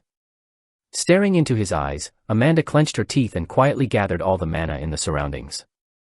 Though she didn't know what he was planning, she had this inexplicable feeling that only if she listened to him would she be able to get out of this predicament. Seeing that Amanda was slowly accumulating the mana into her bow, Ren smirked at Elijah, who was smacking him. "Oh. You're being slapped senseless and yet you still have the guts to smile." Slap. As soon as the slap landed on Ren's face, his head twisted to the side due to the enormous force of the slap. Slap. Slapping the other side, Ren's face twisted to the other side, doing a complete 180. "Since you asked for it, I will gladly pick up the pace." Slap. Slap. Slap. For the next 5 minutes, the loud sounds of slaps reverberated across the hall. Soon, Elijah stopped as he looked down. Beneath him, Ren's battered face could be seen bleeding all over the floor. His face was so swollen that his eyes were barely visible. Let's end this. Seeing that Ren was no longer responsive, Elijah prepared to go for the kill. Though he was sure that no one was going to interfere for the next 2 hours, he still needed to finish the mission. Toying with the prey should come later. Raising his hand, his nails increased in length, becoming extremely sharp at the tips. Goodbye.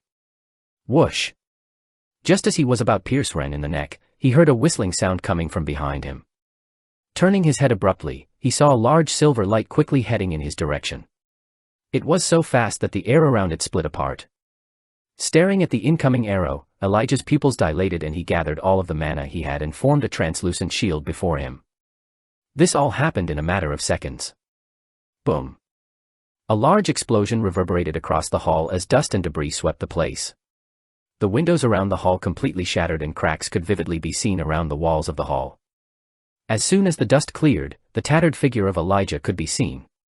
His elegant figure from before was no longer seen, as his hair and clothes were a mess. Black veins slowly started appearing on his face as they wiggled constantly.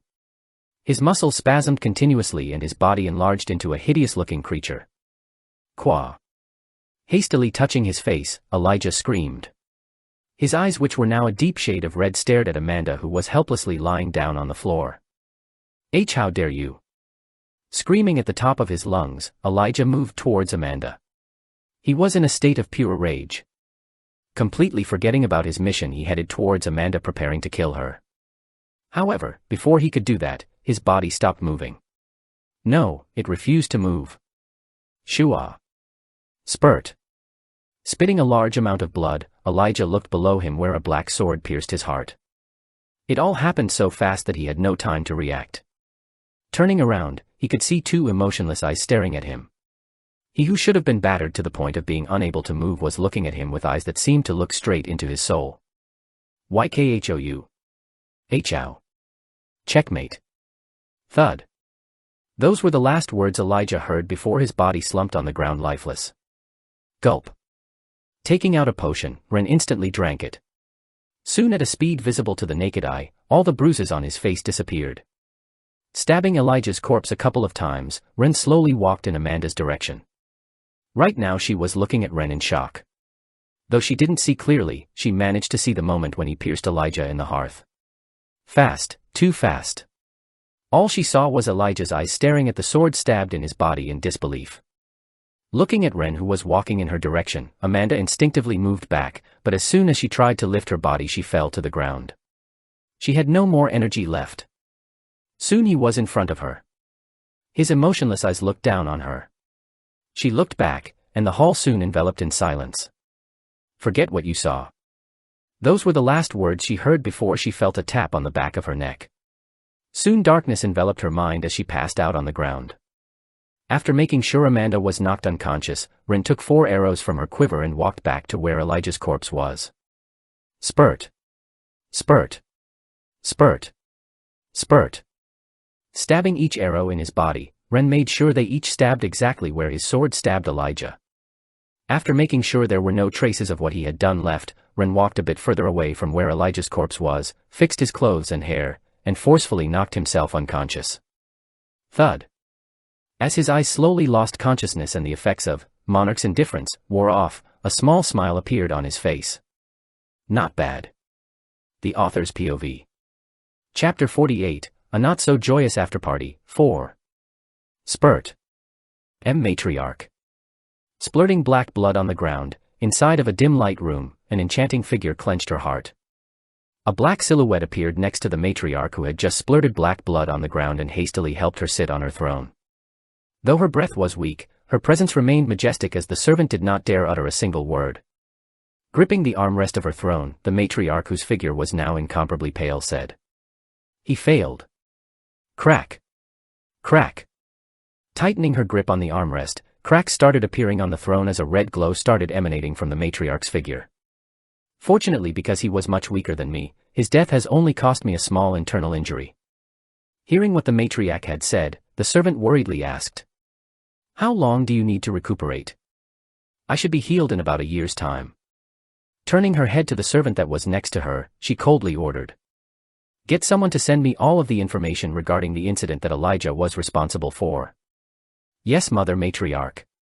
Nodding his head, the servant disappeared into the darkness. As soon as he disappeared, the red hue around the matriarch increased many folds, enveloping the whole room. Once I find out who was responsible for killing my pawn. Boom. The throne behind the matriarch suddenly pulverized as she stood up. With a distorted face and eyes that were dyed red in rage, she slowly spat. I will personally make sure they suffer a pain worse than death. Amanda's consciousness was awakened by a dazzling light coming through her eyelids, stimulating her pupils. Waking up in a large spacious room, Amanda blankly stared at the familiar ceiling she had been seeing for the past month.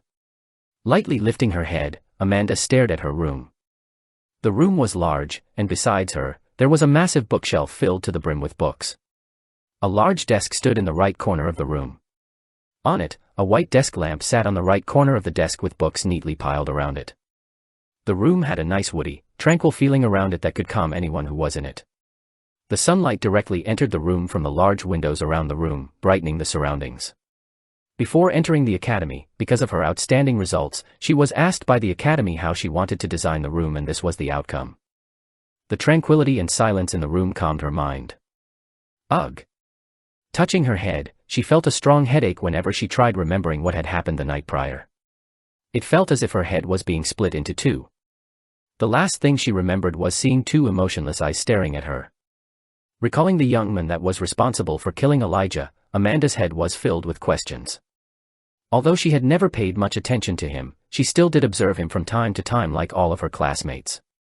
In fact, because he tended to do weird things, she more or less had an impression of him. In both elective and class, he looked like someone who was sloppy. He cared for no one around him and always seemed to be bored in class. Especially in the elective, where he would forcefully try to pay attention to the lecture, though it always ended with him making strange faces. However, after the happenings of the party, her previous impression of him had completely shattered. Recalling his two eyes devoid of emotions that perfectly calculated the exact time to strike, Amanda felt a cold chill run down her spine. Even though she was indifferent to most things, she couldn't help but want to find out more about him. In one moment he was a sloppy good-for-nothing weirdo, and in another a calculating cold-blooded killer. What was his true personality? Bam! Snapping Amanda out of her thoughts was the sound of the door opening as two stunning girls accompanied by two extremely handsome boys entered the room. Rushing next to Amanda, Emma worriedly looked at her as she patted her body all over to make sure she was okay.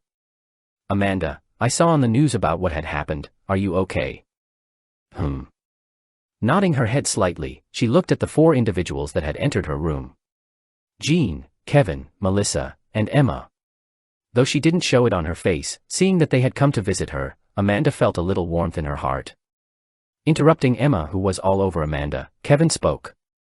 I was extremely surprised when I received the news of what had happened. How did you manage to defeat a D-rank villain? Don't tell me you forgot, here, take a look. Seeing the confused look on Amanda's face, Emma took her phone out from her pocket. She then proceeded to turn on the holographic function and swipe towards Amanda. Soon a virtual newspaper article appeared before her.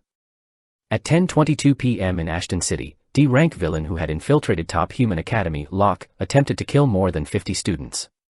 An anonymous tip had alerted the authorities beforehand about the sudden attack, and upon arrival, the corpse of D-rank villain was found. The corpse of the villain had multiple arrow wounds all over its body. Upon investigation, all drinks and foods present in the venue had been drugged beforehand by a potent drug containing a strong sleeping agent. Currently, the venue owners of Le Ferret are under arrest on the suspicion of collusion with villains. Fortunately, thanks to the courageous efforts of one individual, this disaster was prevented. If not for the heroic feats of top student Amanda Stern, this day would have turned into a tragic massacre. The motive behind the attack is still unknown. Looking through the article, Amanda slowly and carefully read the article from top to bottom. Not skipping a single detail. Was it his doing? She knew for a fact that she wasn't the person responsible for Elijah's death. Yet, from what she was reading in the article, it seemed like she was the one who had killed him. The fact that she was passed out with her bow in her hand, coupled with the multiple arrows that belonged to her which were found on Elijah's body, made everyone assume that she was the one responsible for killing him. Only she knew the truth. She had only shot one arrow that night, and all it did was leave superficial wounds. It didn't injure him at all. The real killer was not her, it was him. Though at that moment her head was dizzy, she remembered the moment when Elijah was killed. It was one swift sword movement so fast that Elijah, a D-rank villain, had no time to react. What was even more impressive was the fact that he had done this, exactly when Elijah's guard was at its lowest. Almost as if he knew this was going to happen. Had he failed, only death would have been his outcome. Cold, precise, cunning, many words came into her mind as she tried to describe him the best way she could. Hey, Amanda. Snapping Amanda out of her thoughts was Emma's concerned voice. Sorry. Lowering her head, Amanda apologized. She was so lost in her own thoughts that she had ignored everyone that had come into the room. It's fine, you must still be in shock. Shaking her head, Emma patted Amanda on her shoulder as she gestured for the other guys in the room to leave. We'll let you have some rest, call us if you need anything. Winking at Amanda, Emma quickly brought everyone out of the room. Clank. Closing the room's door, silence permeated the room once again, leaving a stunning young girl alone in her thoughts. You think she's okay? Standing outside Amanda's room, Emma looked at the 4 people beside her. Thinking for a bit, Kevin said. Honestly, I can't tell. Her face is always indifferent, so I'm not too sure. True. Nodding her head, Emma couldn't help but agree with Kevin's evaluation. Despite the fact that Amanda had just gone through a traumatic experience, her expression never changed. She remained indifferent. Even for her, who was extremely outgoing, talking to Amanda was difficult. She never knew what she was thinking. Did she even think of them as friends? Seeing everyone's somber expression, Kevin tried lightening up the mood by changing the topic. But hey, I didn't expect her to be strong enough to defeat a D-rank villain by herself. Yeah, you're right, who would have thought she was that strong? What do you think, Melissa? Realizing what Kevin was trying to do, Emma redirected the conversation to Melissa. Melissa, who was unamusingly scrolling through some research papers, noticed that Emma was talking to her and unenthusiastically said, I guess it's pretty impressive. Noticing how uninterested Melissa was, Emma pouted and said, Geez, can you at least look a little bit more interested? No chance. Despite having known Amanda and the rest for a month and a half, to call them close would be a lie. Because she spent most of her time in the lab doing research, she barely had enough time to get to know them better. Not that she was interested in knowing them. To Melissa, anything that wasn't related to her research didn't really mean anything to her. Though to outsiders, it looked like they all got along well with each other. The only reason why they talked to each other in the first place was because they were living under the same roof and would make good connections for the future. Since they were all going to be future pillars of humanity, it wasn't a bad idea to make a connection with them. Moreover, for some reason, people always tended to avoid them. Jealousy. Fear. Worship. No one knew why they avoided them, but that only made their social circle smaller. Seeing how uninterested Melissa was, Emma sighed and looked at Jean. Behind Melissa, Jean stood there dumbly. His expression was that of pure indifference. He looked to be deep into his own world, ignoring everyone around him. Well, I'm gonna head back now. Seeing that this conversation was going nowhere, Emma gave up and decided to leave. Following her, Kevin and Melissa left, leaving Jean standing there by himself. A couple of minutes after everyone left, clenching his fist extremely hard, veins appeared on Jin's forehead. Though he tried extremely hard to suppress his rage, Jin's face became incomparably dark. Right now his mind was torn.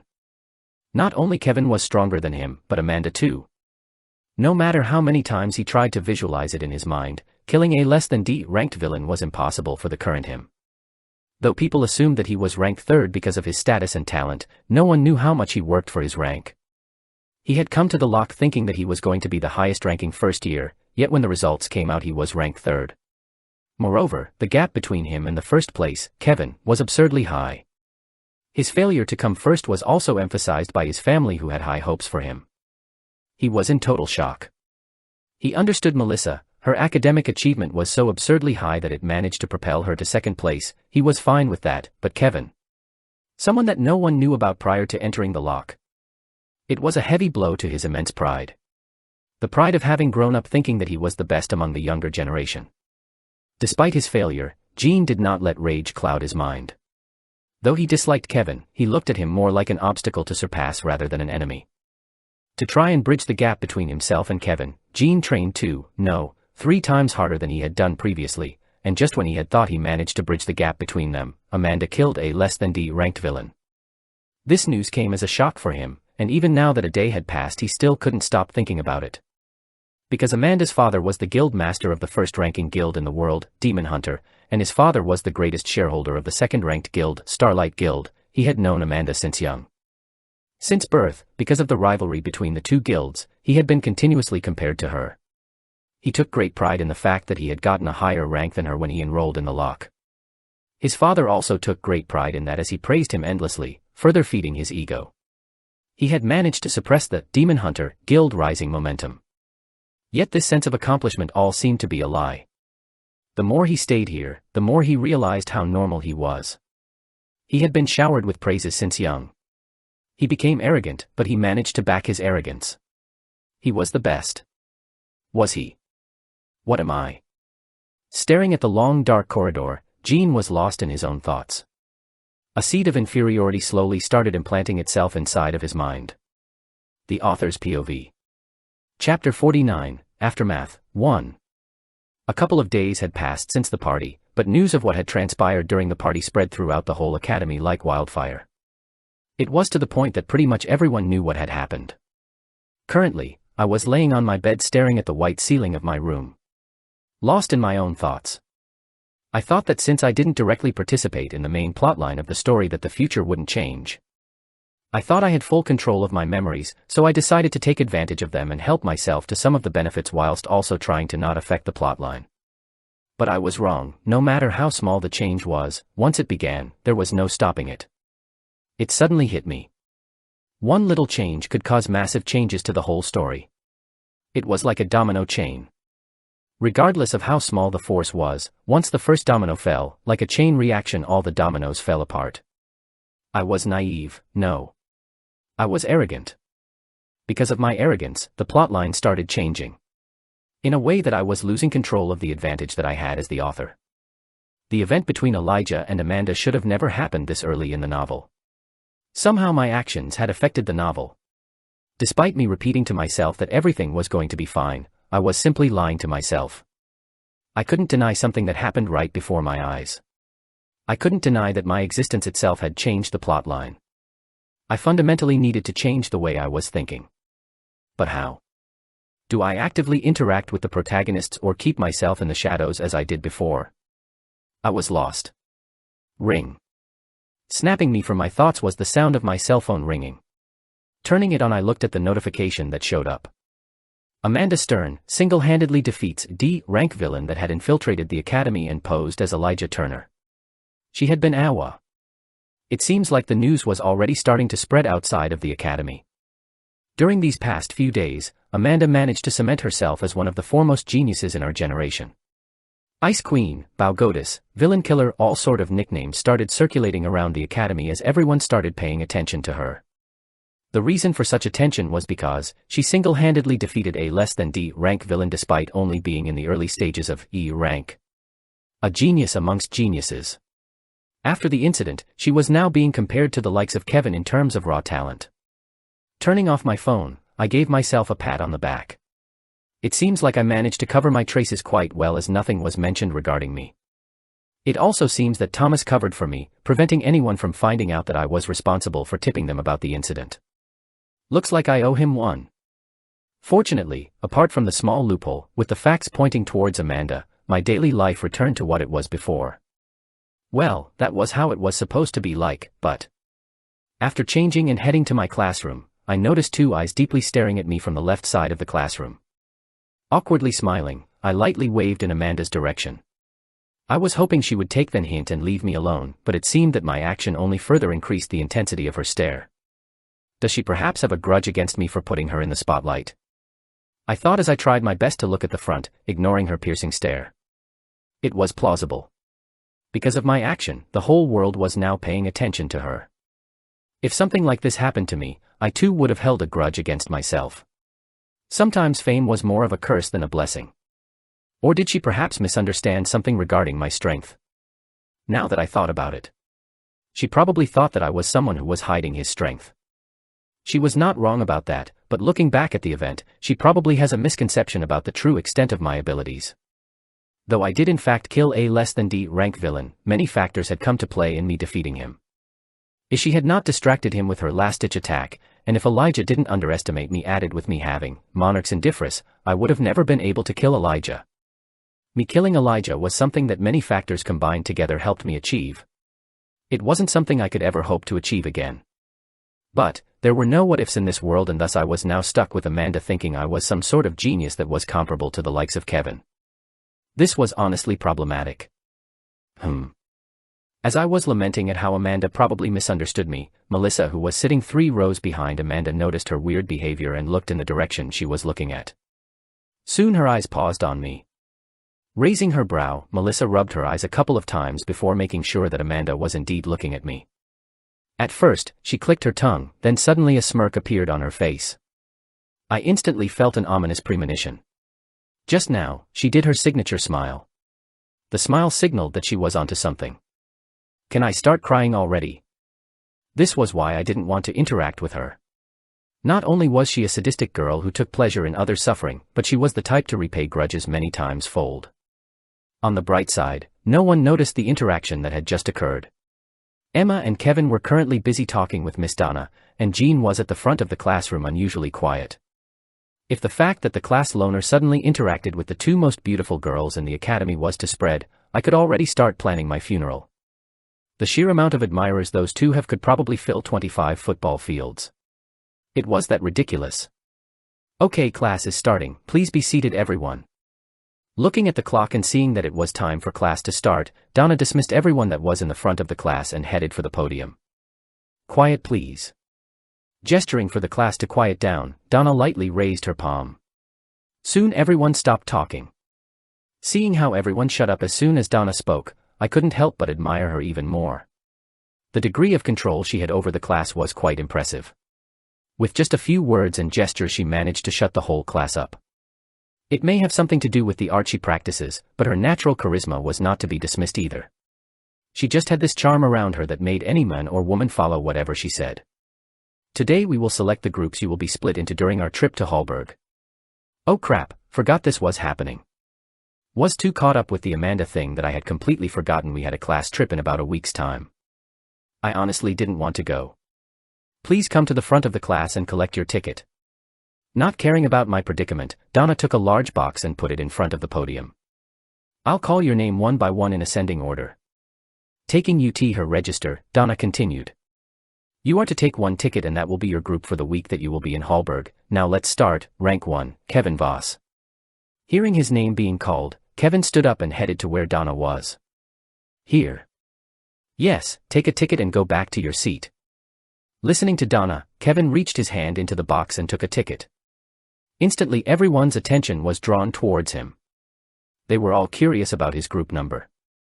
Being the number 1 ranked in the whole year, if anyone was paired up with him they were guaranteed results. This was shown multiple times in things such as in the virtual class and other group activities as he got the first rank in every one of those activities. Seeing everyone's reaction, I scoffed at them.